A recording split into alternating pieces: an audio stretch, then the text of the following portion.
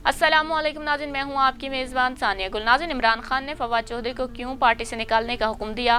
तहलका खेज इंकशाफात सामने आ गए हैं। पाकिस्तान तहरीक इंसाफ के मुनहरिफ रुकन और तीन ग्रुप के रहनुमा ओन चौधरी ने इंकशाफ किया है कि इमरान खान ने फवाद चौधरी के ट्वीट पढ़कर मुझे हुक्म दिया था कि अभी नोटिफिकेशन जारी करो और इसे पार्टी से फौरन निकाल दो। निजी टीवी से गुफ्तगू करते हुए ओन चौधरी का कहना था कि इमरान खान कानून के इतने कच्चे हैं कि कोई उनके कान में आकर कुछ भी कहता था तो ये फौरन मान जाते थे। फवाद चौधरी ज़िमनी इलेक्शन हार गए थे, आज वो पार्टी के हीरो हैं और उन्होंने पार्टी के खिलाफ कुछ ट्वीट्स कर दिए, जिस पर कुछ लोगों ने वो ट्वीट साबिक वजीर आजम को दिखाए और कहा कि ये देखें फवाद ने क्या कर दिया है। इमरान खान ने मुझे कहा कि अभी नोटिफिकेशन निकाल लो और इसे पार्टी से निकालो। मैंने कहा कि करता हूँ।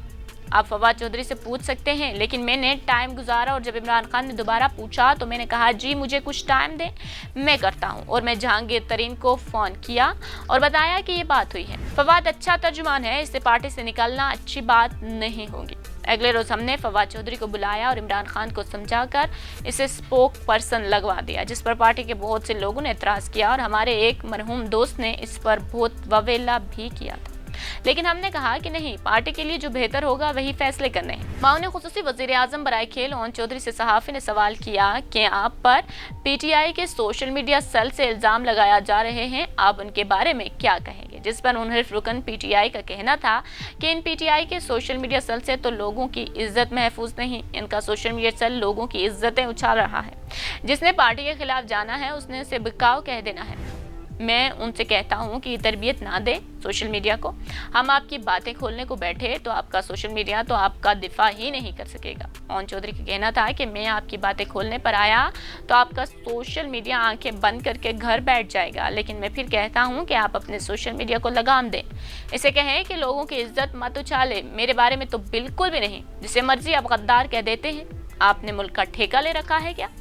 जिसे मर्जी आप ज़मीर फरोश कह देते हैं। आपको मालूम भी है कि ज़मीर फरोशी क्या होता है। सहाफ़ी सलीम साफ़ी का कहना था कि उनका सोशल मीडिया तो 16,000 लोगों पर मुश्तमिल है, तो आप किसकी बात कर रहे हैं?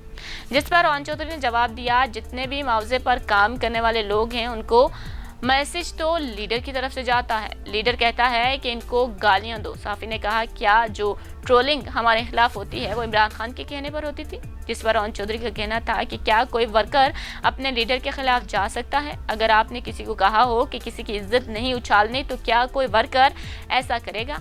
इसका मतलब बतौर लीडर इमरान खान की रजामंदी शामिल होती है। नाज़रीन, इस बारे में आपका क्या ख्याल है? हमें अपनी राय से ज़रूर आगाह कीजिएगा और हमारी वीडियो को लाइक और शेयर करना मत भूलिएगा।